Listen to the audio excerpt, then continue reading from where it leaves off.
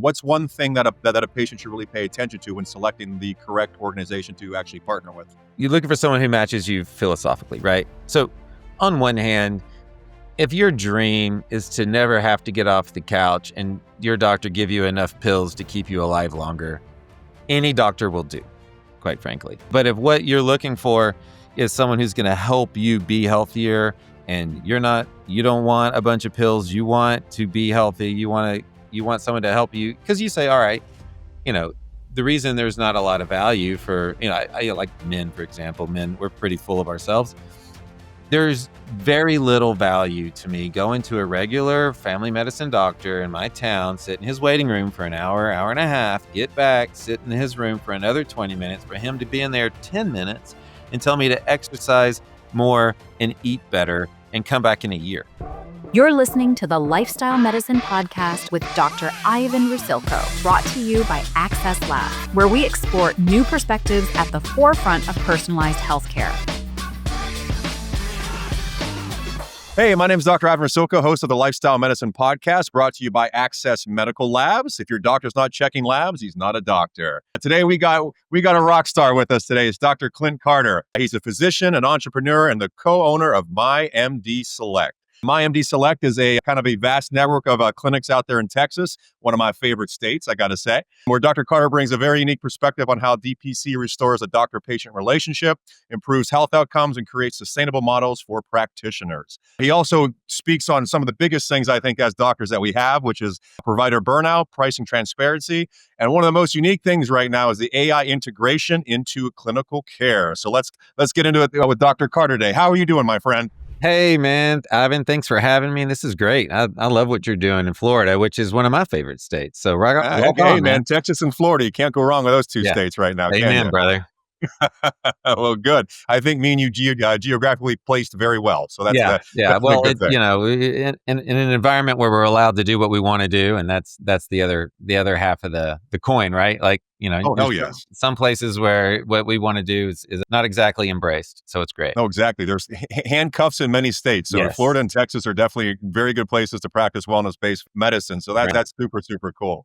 So again, I'm sure a lot of people have questions. What exactly is DPC, clinic-based treatment protocols? So, when we started this, DPC wasn't a thing. DPC stands for direct primary care. And all that means is get insurance and everybody else out of the way. And it's just a doctor and the patient. And then that frees us up to treat the patient however they need to be treated. And the way we make that happen is by charging a low monthly membership, kind of a crazy low monthly membership. Really, I pay more for my daughter to do club soccer than most of my patients pay to see me.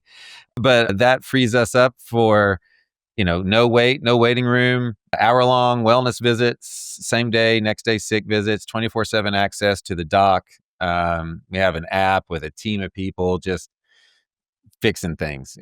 It's a great way to practice medicine, and there's a bunch of doctors in my town that are jealous as hell. So yeah, it's great. I could only imagine. I mean, that whole setup is, I think, music to both physicians and patients' ears. I mean, all this red tape, all this nonsense with insurance and yada, yada, yada. I think people are these days much more happy just to say, enough of the, let's get right into it. You know what I mean? Amen. I mean, whoever pays the bills makes the decisions, and people are tired of other people making their healthcare calls, So this puts people back in charge. They're the pilot. I'm the co-pilot. I'm just there to help guide and point out what I see. Facilitator. And, I like that. Let's go. No. So what's the big difference between the concierge model versus the DPC? I think early on it was kind of thought to be pretty much the same, but technically a concierge doc takes your insurance, bills your insurance for your visits and the procedures and that kind of stuff. But then they also charge an access fee above and beyond that, usually kind of high. And so somehow they're riding the fence. We feel like that's, not quite enough. We want full autonomy of what we do for our patients. And so most of my patients have insurance.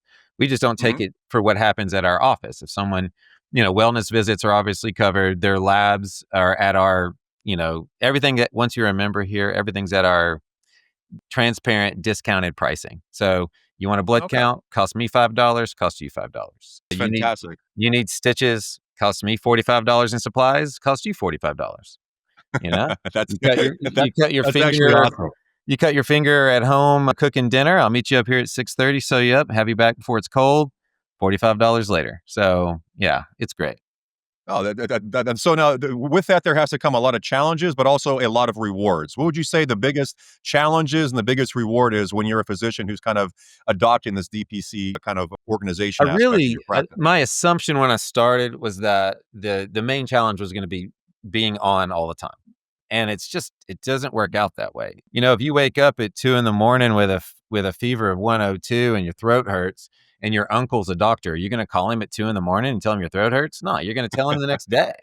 But if you wake up with chest pain, you're going to give him a call. So it's really not abused. I think the hardest part really is, you know, for a practice that God has been blessing and we're trying to grow. I think the hardest part is I don't actually get paid to take care of people.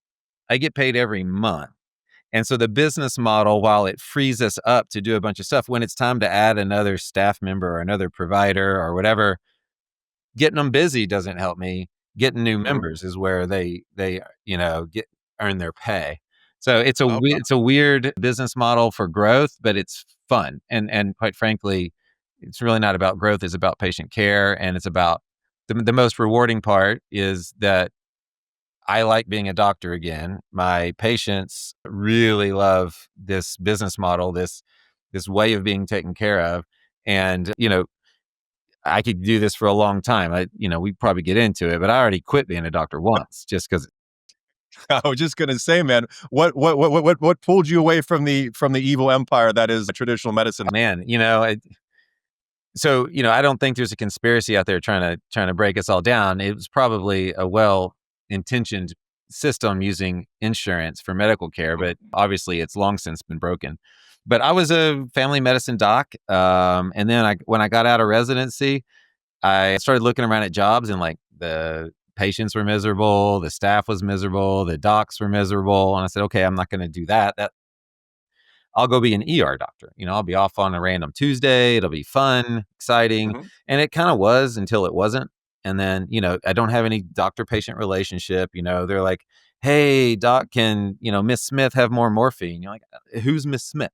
Oh, the gallbladder in room 6. Yeah, she can have morphine, but I don't know her. Yeah, She'll be gone in 20 minutes if I get my job yeah, very done less right. personal. So there was no real reward, and it's always everybody's worst day. And after a while, I'd come home and ask my wife, it's like, is it a job if it steals your soul every shift? Like, I'm not sure this is a job. I was just Uh, gonna say, man, yeah. So, it so sounds then like it's not a good place to be. I'm like, well, I'm well paid. What am I complaining about? But ultimately, burnout is really not about being tired. It's more, I think they term it moral injury, right? I'm not going to Mm. take care of the people I want, how I want to take care of them. The system's broken, so I'm just seeing a bunch of primary care anyway. These people need access to their doctor. The insurance company's making all the calls, and everybody knows that's wrong, or the government, which is even worse. And so, Even you more know, terrifying, you're my like, what am I god. doing with my life, right? So that's where that ended up. I told my wife, so I'm fairly handy. We were the main builders on our home and did the wiring and a lot of the stuff. And I was like, listen, that guy on TV building tree houses looks like he's having a blast. So Hey, hell yeah, man. I'm We gonna need the start a same. treehouse company in Texas. We're full of trees out here. Let's go. But God and my wife, who's a physician assistant, they convinced me to give this whole concierge direct primary care thing a shot. And it's kind of been history ever since. I told him, look, I'm all in. I'm all in. But when this thing fails, like most businesses, I'm going to go build tree houses. And so Hey, I would say, what I mean? If you're gonna do something, you go on it. go, man. And it seems like it actually seems like this kind of gave you, your purpose back in a way. Oh, it's so much. I love it. When you sit down with someone, you get way past how you doing fine, right? Like when I started, I said, okay, here's what I'm going to do. I'm going to give everybody an hour. It's going to be awesome. I'm going to be able to fix everything. Everyone's going to feel great. And then I was trained in an insurance-based family medicine residency. So after a while, I got frustrated because I got these 45-year-old women who are working out 4 times a week. They're fit, they're beautiful, and they're miserable, right? They Yeah. feel terrible. They can't remember anything. And so finally, my partner in business, he was like, well, when are you going to start doing hormones? I was like, when I'm not the weirdo in town for being the concierge guy, And so I gave in and went to the bioidentical hormone training and figured it was a cult that I was going to, discredit with my brilliant residency trained knowledge. And when I got there, I was like, oh, yeah, this is what I know, except 1,000 times more. How come they didn't teach me this in residency? And the answer was insurance doesn't pay for this stuff. So Exactly, why man. would they It's teach that to me? terrifying, isn't it? It's like, It really is. It's funny. It seems like I almost started medical school once I graduated from yeah, medical school. oh, if I You know? hadn't taught myself, yeah. So, and then what that did was, so bioidentical hormones are amazing, but they're a tool. But what it did was it opened a door that I didn't know existed into a room full of doors of options that insurance also doesn't pay for. Yep. That I was like, oh my gosh, peptides, functional, weight loss, all the things that these people needed help with that I All the didn't fun even. stuff. I mean, like the real reason people want to get healthy. Yeah. This room exists. Damn it. Like, where am I? Yeah, I mean, like, this is great. Is there a door out of here? It's like I took the blue pill or the red pill, whichever one, and in the Matrix, and now it's over. I hope you're going more red pill. I mean, Yeah. It seems like that's where we're going. I couldn't remember which one it was, but that makes You definitely don't want the blue pill, man. no. Texas, that ain't going to work out too well for you. So now I'm curious, since you guys don't use the insurance. You mentioned something which is very near and dear to my heart, which is I think the root of what precision medicine is, which is diagnostic testing. Yes. So you're able to provide all the tests basically at cost to your patients who come in, as long as they're paying the fee, correct? Correct. So once you're a member at my practice, you've got access to everything at my cost for the most part. Now there's some we've evolved over time. We've gotten people feeling so well that they go through it. They feel great. They go by a mirror and they still look old. So they go to my friend in town and pay them 5 times what they're paying me just to look prettier. So we've gradually brought on some sort of functional aesthetic treatments, being careful to be wellness minded in that process. So some of that you pay extra for, but for the most part, everything that I know how to run, you can basically get it at my cost plus maybe, supply closet. So, functional tests tend to be expensive. Yeah, I was curious about that because I mean, so right now, currently, I think I have the most in-depth blood testing in the country, if not the world, with what I do through Access. And again, it costs me a pretty penny. So I Yes. mean, I'm just kind of curious. Do you find patients in Texas are open enough to actually understanding how important the diagnostic testing is, and are actually willing to pay for it? They're like, nah, just check my basics and guess. Well, most of my patients, and you get a lot of this, right? Most of my patients come to me and go, hey, I feel like crap, but my doctor says my labs are all normal. Right. Mhm. And then you're like, well, yeah, because course. they're only checking the stuff that's always going to be normal until you're almost dead. So, your kidneys work and your liver works, and you haven't bled to death yet. They're done. You got maybe a TSH if you're lucky. So we have a pretty broad panel that we can get through just, CPL or LabCorp, that we've got pre-negotiated low prices, and that helps. But a lot of people come to us because they want more. Right? They're listening to podcasts. They're doing their own research. It's the information age. There's longevity is it's not just for doctors. Actually, it's doctors are just now catching on, but you get the idea. No, for sure. So the ability to run these other tests those folks are willing to invest in their health. So that's not great. a hard So, like, sell. do you guys offer the option of being like, okay, well, there's the hormone package, there's the Yeah. heavy metals, there's the hidden Yeah. pathogens, and all that kind of stuff. You just Yeah. pay. Yeah. Oh, that's great. That's super good. Did you guys also have like a basic model? You could come in like, no matter what, I want to see your testosterone, free testosterone, IGF, DHEA, estrogen. So that's no matter what, because We have a basic one that doesn't even have hormones for the folks that are just sort of testing the water. Because, Okay. you're paying me a membership and you come in, I'm like, listen, we can get this big panel for like $60. And they're like, wow, that's like nothing. And then we're like, yeah, but I'd also love to get a vitamin D. So that's $25. I'd love to get, all of a sudden, I'd love to it's a get hell the of an a la hormone carte. panel. But a lot of times when you first start them, you just give them all the labs their doctors usually draw anyway. And with a few extras, and you bring them in because I can get them all for so cheap. And then we're 10 minutes into the visit. I've done an exam. We've sat down. We go line by line through the thing. And they're like, well, yeah, but I feel like crap. I'm like, what are we going to do about that? Let's go. So then really the visit starts. That's just preliminary. Let's let's establish that I'm a doctor and that we've drawn some labs. But really what they need is more like what you're talking about, is some diagnostics to help them explain, why they feel like they do. How, it's as simple as, how about a free T3 instead of just a TSH? How about a Exactly. hormone panel? How about, where are we going with this? So, and the symptoms, you spend a lot of time that first hour just getting to know each other and why they decided to pay me out of their pocket instead of seeing the doctor that's in network. No, for sure, for sure. Um, So I'm curious. So compared to their physicians, like, what do you guys usually charge for a membership, or is it tiered? no, Is it we different how it we goes? haven't really done a tiered membership. Like I'm about 189 a month Wow. for. I mean, it's like, seriously, it's ridiculous. I might sign up with you and do my labs for you. I'm Holy telling you, cow! man. And I'm everything telling you. else, my peptides, everything. My Yeah. goodness. So and then after that, it's like, okay, where are we going? I'm your co-pilot. Where are we going? And so I was working out with a patient of mine. We were working out together, and his Achilles ruptured on him Monday. So I got him. I stopped my work. I was like, good. I was tired anyway, so I stopped my workout. Got him set up with the ortho to go see him in office in 45 minutes, and he's getting surgery tomorrow and all of that. But the idea was, okay, since then he's been like, okay, what peptides do I need? What are we going to do to speed this Snowballs. up? Let's go.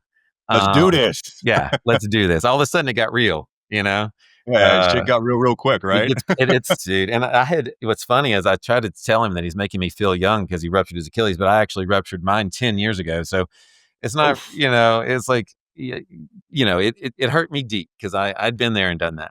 Been there, done that, right? Yeah, you can compensate and feel for that one. Yeah. Yeah. That's great, though. So now I'm curious. So as a physician who's watching this, because there's gonna be a lot of physicians who watch these kind of podcasts. If you're coming from the traditional mind frame of primary care and insurance based and all that, how would one get started in something like the DPC model with you guys? Most folks, I won't say guys, they're going to come from a clinic setting. What I don't recommend is what I did, which is quit an ER job with 0 patients and Yeah, start a membership practice with 0 patients. Because what I had to do was, go big, man. You did it right, though. I think. so I paid a non-compete to leave my ER job so I didn't have to move. And then I paid Okay. to get into a freestanding ER company so that I could make a living. And then I just worked that job full time and this job full time until finally I could afford to not do the ER thing full time. What most folks do is they've got a clinic, they've got 2 to 3 plus 2,000, 3,000 patients or more, and they're burnout and they're miserable. And so they finally decide that, I don't know what it's like to run my own practice, but it can't be worse than this. And so that's Mhm. usually when if they're going to do it, they pull the trigger.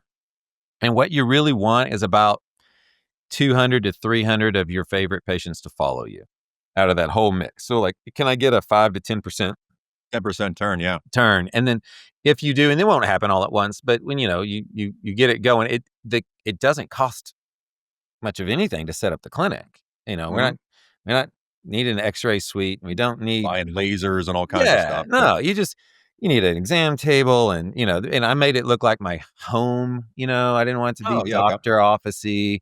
Not quite as swank as the pictures I saw on your website, but pretty Oh, cool. as you can see, this is my little man cave in here, so I it's like kind of what you very got going on bipolar. there.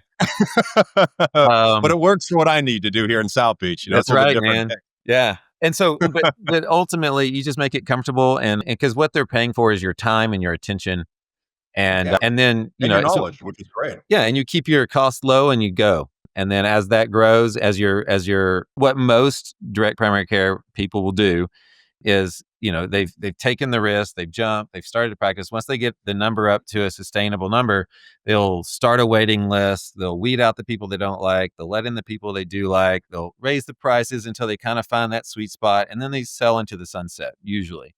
God's kind of Mhm. called us to be more of a to grow. We want to spread the gospel, if you will. There People you getting go. to take care this way, doctors getting to do this, mid-level staff, everyone that I have left the insurance world like it was on fire and love working here. So that gives me unfair advantage. I've got happy staff, helpful. Love being that's here. crazy important, isn't it? Yeah. I Oh mean, my my gosh. staff is just. I think people come to see my staff. Granted, it's a bunch Oh, of beautiful women. You know what I mean? Like, that and happened to that's me not by too. accident. But no, it's great though because again, when you walk into an environment and you seem like a very personable guy. I mean, somebody you'll go to have a beer with. I think that's one of the biggest things that patients are lacking this day and age. You know, Yes. everything's becoming so robotic, Yep. and then you have stuff like AI coming into it, which I also want to talk to you about when it comes to your clinics. You know, AI comes in and now all of a sudden every page, I think AI has made it worse than WebMD. Yeah. You know, everybody comes in, they think they're having some type of, gastric issue or whatever it is, Oh, they're going to die. they're going to. And then they start quite, Joe Rogan said this, da, da, da, da, da, da. It's just like, I'm going to rip my hair out. Yeah. But do you guys use a lot of AI in your practice, or do you see a lot of that being dealt with? I mean, if you're not using AI, you're falling behind already. I agree.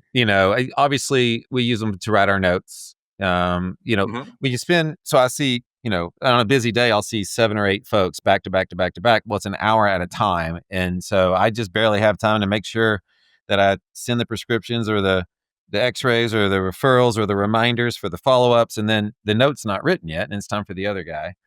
And so at the end of the day, my notes are written, but AI should go way past that. Obviously, there's Mhm. some doctor sites that are AI helpful for diagnosis and information. Clearly, they're just taking information from the studies that are out there. So, you take it for what it's worth. It's not going to have Mhm. a lot of the information that you and I want from a functional standpoint, No. that And kind I of always thing. tell people too, you have to be careful when it comes to AI because, the third leading cause of death in the United States is physicians. Yeah. So, I mean, and they're using that's what AI is learning from. I mean, medical error kills more people Yes. than diabetes. That's So crazy. when AI is like, well, this comes from NIH, you're like, time out. Yeah. You know what I mean? Let's take a look at this. Let's get some human eyes on it and kind of think with common sense. So that's Well, why and I always tell people be very cautious with AI because again, it's learning from something that's not very I don't know how I want to say it properly, but credible at the moment, even though it right. seems like it's credible. Well, the problem is its knowledge base is flawed, and so therefore the advice is flawed. But it's kind of like Dr. Google, right? Like Yep. I can Google something, and I will with the patient in the room on my big screen and go, "Well, that's interesting," and we'll just Google up Mhm. something I hadn't heard of. But as the doc in the room, I can say, "Yeah, nope, nope, nope, nope." I can just start rolling out the Yeah, crazy. No, it's not. It's not pancreatic, educated. or let's just get that out of the Heck way. yeah. Yeah, So you couldn't be more right. it And I helps. I I find myself using it because I draw such a large panel. We have over 700 different panels that are testers that we do. That's awesome. And sometimes even myself, I say, I'm a student of life. I'm always learning. Yes. And it was funny when we first started doing these panels. I came back with my first patient who did it before even I did it with this unique antibody. And I'm like, what in the hell is this? Yep. Turns out he had MCTD, which led to neonatal cirrhosis, which then Oh led to him gosh. firing half of the Cornell staff because they said it was genetics. And Oh I would never have gosh. got that if I hadn't sat there and been like, okay, let's just kind of test the waters with AI. But then Mhm. you have to take a look at it from a common sense aspect and then make the leap from CMV to this, to that, to the other. So I see AI can be a great thing. And as long as physicians are open to it, but also Edit it. critically testing it, you know what I mean? Yes. And so it's a No. situation where I think we're still very early in it. A lot of doctors are relying on it, and a lot of patients are basically using that as their primary care, which is Yeah. terrifying. No. But I think in the future it could be exciting, or it could get even worse. You know what I mean? Yeah, it'll be, it would, I would love a functionally based site. It's not like there's no Mhm. literature there. It's just most of the literature they're searching on the current AI sites for physicians Yeah. it's not got the functional stuff in there really. And then AI is, it should be sitting on your charts and it should be scanning your patients for stuff. Someone misses their follow up or falls through a crack. Scheduling. Why would I waste my people's time with scheduling when they could be taking care of people? It just Work smart, not hard. the job of AI is to elevate your humans to their highest Yep. level of ability. And, you've got a bunch of people doing basically data entry at the front desk, in a lot of these clinics in a bad mood, you know, making the first impression that you don't want them to make. An unhappy front desk is an unhappy patient coming to see you. It is. Right. I Well, always that's sit why there I and say. didn't take a clinic job when I got out, because I walked in and the front desk person was like, "What?" I'm like, nothing. I don't have an appointment. Bye. Thank you for your time. I'll Yep. be leaving now. Thank You you know for what I that mean? information. That was valuable information. Yes. So I'm also curious now. So for your fee of $189, how many visits does that actually entitle the patient per month with you? One, or can they schedule as much as they want? Unlimited. Yeah. Oh wow, okay, But they that's don't. fantastic. I mean, people have a life, right? True. And so you spend an hour with me. If there's more to go on, most of the time we can follow up on our HIPAA compliant app, or let's schedule a 3-month follow up. That'll give us time to check for some changes in your lab work and in the meantime, if something's not going right, you just text me on the app, and we're just like, oh, and if the staff is like, oh, no, yeah, you can adjust this that way, then it doesn't get to me, or if it comes to a provider level question, I'll answer them same day and we'll get it. So it's a long visit, but it's also continuous communication afterwards with someone who has the knowledge to have that conversation with you. And I have, 4 or 5 other, mid-levels and doctors that work with me that can, pick up where I left off if need be. But we've got a pretty cool team approach. And so it's an unlimited medical teammate. Oh, I love that. That's great. Kind of a doctor in your pocket in a way. It's a doctor in your pocket. Yeah, we used to say that a lot when we first started. And someone called and they're like, I need a Z-Pack and some steroids right now. And I was like, no, let's talk first. And exactly. After about the second time, they were like, you're fired. You're supposed to. And I was like, why don't you come in for an exit interview? And then in the end, I sat down. I was like, listen, here's the deal. For this meager amount of money, you have a doctor in your pocket. You have a physician to take care of you that knows you personally. What you do not have is a prescription bitch. I am not just writing prescriptions because you pay $189 a month. So let's redefine our relationship. And they were like, yeah, you're right. My bad. Okay, we're back. It's just, exactly. This whole customer's always right consumer mentality is like, okay. For me, man, that's for that shit. Sometimes it's like, no, you're wrong. You know what I mean? Like, you need the exit, dude. You know I'm here to tell you to don't do the things that got you where you're at. That's why you're coming to me. That's right. I mean? That's pretty good. How many patients do you currently have throughout? Actually, number one is how many clinics do you have? And then how many patients do you have throughout those clinics? Our group has 4 freestanding clinics. I personally have 1 freestanding clinic and 2 clinics that are inside processing plants. All right. So I was taking care of this. So I take care of individuals. And then over time, what happens is the owners of those companies who I'm taking care of are like, hey, you take really good care of me. I'm healthier, happier. I'm at work more. You're saving me a ton of money on all this stuff. Can you do this for my business? And the answer was yes. So let's go. So a lot of our patients are through those businesses. And this business got big enough. They were like, well, they said, we are going to hire a nurse practitioner and put them in our clinic, in our plant. I was like, no, you're not. That would be a disaster. You make chicken. You make chicken. I'll do the doctoring. So basically it cost plus because they're, OGs. We put us there. They built us out of space. I've got 3 employees in one place, 4 employees in their Alabama plant. And so I've got 3,000 and something patients spread out between Texas and Alabama and about 5 or 6 full-time equivalent providers. Oh, fantastic. And a bunch of staff. And really, I think the right ratio, especially if you're not doing the small business plans and things, is about 300 to 500 patients per provider, because it just takes time and attention to take care of people this way. And for your listeners, the average doc probably has 2,000 to 3,000 or more patients on their list. And that's why when you call with your runny nose, they're like, we can get you in next, 2 weeks from now. But to do it in a personalized manner, you just got to keep your ratios right. And if you're taking care of small businesses, it probably thins your ratio a little because it wasn't that employee's idea. They're probably not going to use you as often. And so we're able to stretch that ratio a little bit. But the idea is that once you remember, I don't care how you got here, you get the same benefits, the same, and except that some of them, I wish I worked for their boss, because they're like, oh yeah, as long as they'll always use you and save us that money, we'll pay for their labs, we'll pay for their x-rays. It's, if it's done at your office, it's never a copay or an out-of-pocket cost. And I'm like, my employees pay me. Yes. Very true. I love that.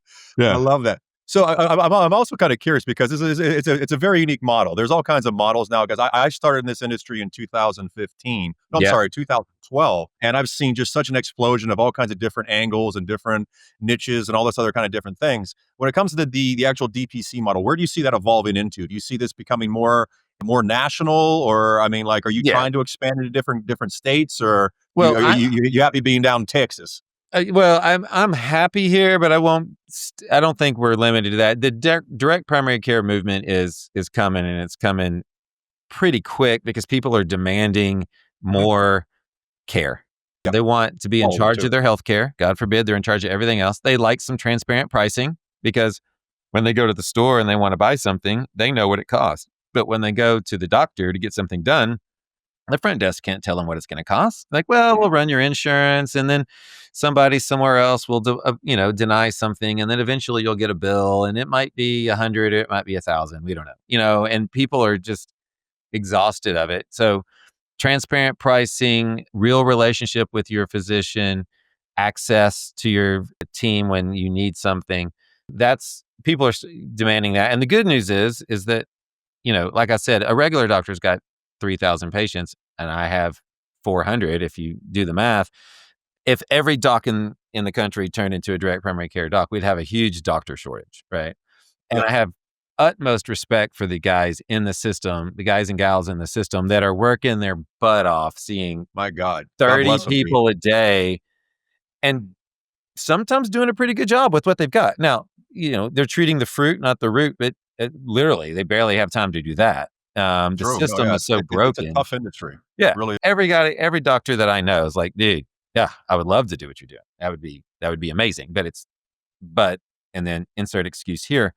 Exactly. It's just scary. It's a lot of things, but in the end, what you want, if you're listening and you're a patient, you're a consumer of medical care, which we all are at some point. What you want is someone who will listen to you, that understands your values, and wants to help you get well, and wants you to Yep. get well and stay well. It's like a Um, teammate. yes, you need a I team. always try to tell people, are we dating or are we doing something else? You Yeah. know what I mean? Like, and I say, Yes, once I get those diagnostic labs, we are officially doing that other thing. that's right. But again, We are I in. also think that, oh yeah, exactly right.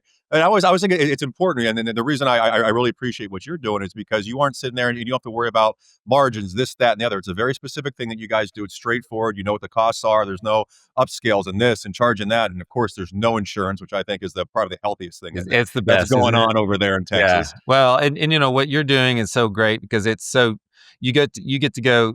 You're going so deep with every person. You get these crazy lab panels. You're getting, you have time and energy spent, talking about, emotions and physical and all the different parts. Like for us, to take care of someone, it's physical, it's mental, it's emotional, it's spiritual.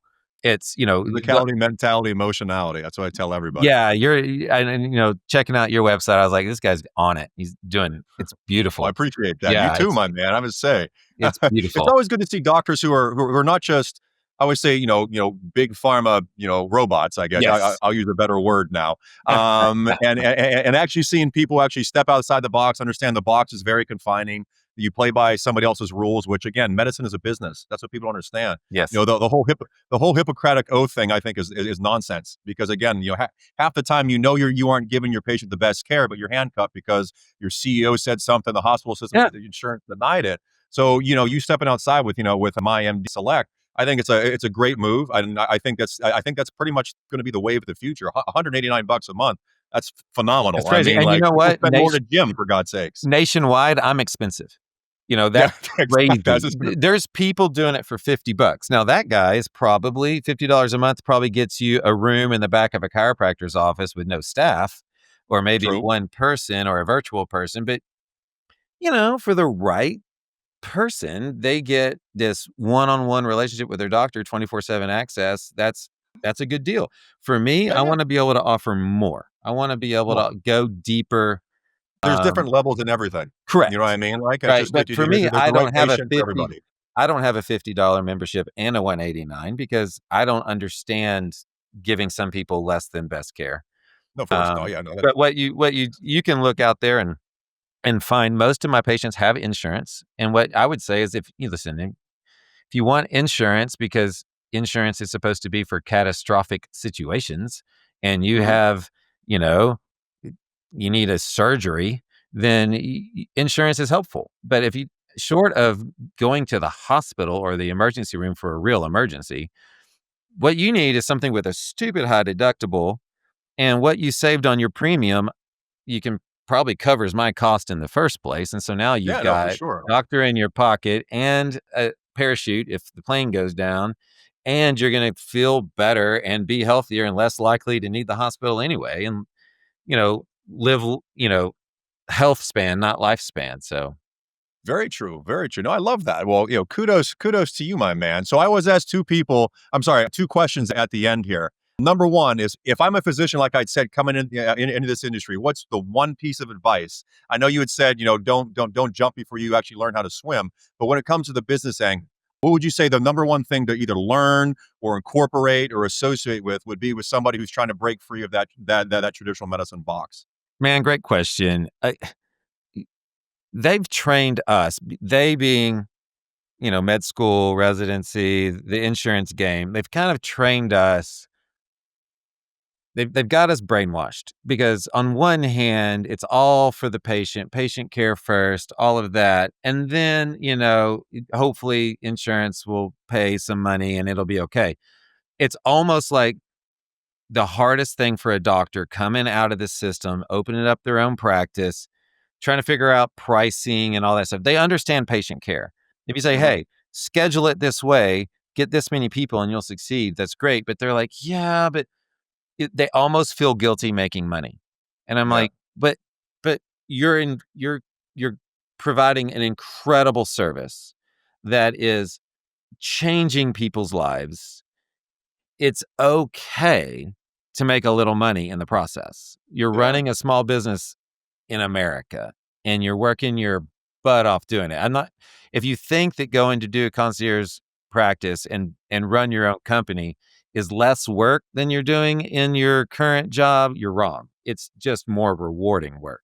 And then No, I love that. if you Love don't that. want if you don't want to start your own company, find someone who already did, and hire on with them. But in the meantime, it's okay to run a business well and make a little money along the way, and you'll also enjoy being a doctor again. Yeah. Yeah, I always say, I tell people, I went to medical school to become a businessman. You know what I mean? Most people Yes. go to medical school to unlearn business. Yeah. So, we all have to put our different hats on, to make it in this world anymore. It's so Yeah. crazy out there. Yeah, Second question. the first 6 years of my practice, we just took really good care of people and prayed that the money worked out, and it did. And then at some point, God was like, "Flip the switch." He's like, "Learn how to run a business." And so now I've Exactly. really I've really loved the art of running the business and doing it well. And Hmm. then I It's I rewarding. think that was God's way of saying, "Okay, now scale it. Let's go." There you go. I So, love that. it's Very fun. cool. Yeah. Very cool. All right. Second question. Yeah. If you're a patient looking to go into a type of setup like this, like MyMD Select, what is something that you should look for? Obviously, $50 versus $189. I'm sure there's a lot of discrepancies on that one. But if they're in Rhode Island, if they're in Kentucky or wherever, and there is no clinic like yours, or there's people trying to start out that way, what's one thing that a patient should really pay attention to when selecting the correct organization to actually partner with?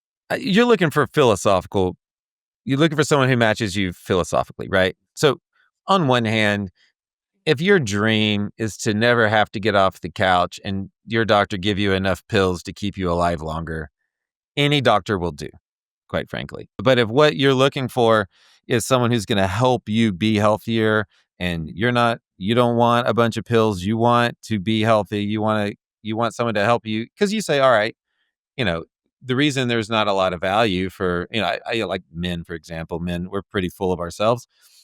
There's very little value to me going to a regular family medicine doctor in my town, sit in his waiting room for an hour, hour and a half, get back, sit in his room for another 20 minutes, for him to be in there 10 minutes and tell me to Yep. exercise more and eat better and come back in a A- year. I'm like, As he there's smells of cigarette no and he's overweight. yeah, there's no value there. Like, no, thank Yeah. you. You'll never see me again, and I'll just go to the ER when I have my heart attack, right? Sure. So what you need is someone who's going to help you figure out what's really going on. Like you said, run the right tests, walk Most importantly. alongside you, and incorporate that into your lifestyle. There's some people that are going to work out 10 times a week, and there's some people that just literally can't and or won't. And there's everybody has their own limitations, and you need someone who's going to walk alongside you and work with what you've got. I love that, man. Well, hey, I got to say, this was absolutely a delight to have you on there, Doctor. And again, what you're doing, I think, is absolutely fantastic. So make sure everybody checks out MyMD Select. I love what you're doing. I hope more physicians jump on that train. You've got started in the right direction there in Texas. And again, thank you so much for being on the Lifestyle Medicine Podcast, brought to you by Access Medical Labs. Make sure you follow Access Medical. They are my favorite lab company in the world. And again, thank you so much, my man. It's been an absolute pleasure. Thanks, man. I love what you're doing. Keep it up, and let's be in touch. Rock and roll. Have a good one. Thanks for joining us today on the Lifestyle Medicine Podcast. At Access Labs, every innovation we pursue is driven by one bold purpose: making personalized medicine more practical and accessible for patients and providers. If this episode sparked new ideas or challenged how you think about patient care, awesome. Follow the show and share it with a colleague who's ready to level up their practice. Head over to our website at accesslabs.com and register your practitioner account today. You'll get access to over 1,000 routine and advanced biomarkers with 24-hour results. When signing up, select Lifestyle Medicine Podcast as how you heard about us and score 10% off your first invoice. Oh, and don't forget, drop us a review. It helps more practitioners like you find us. We'll see you next time.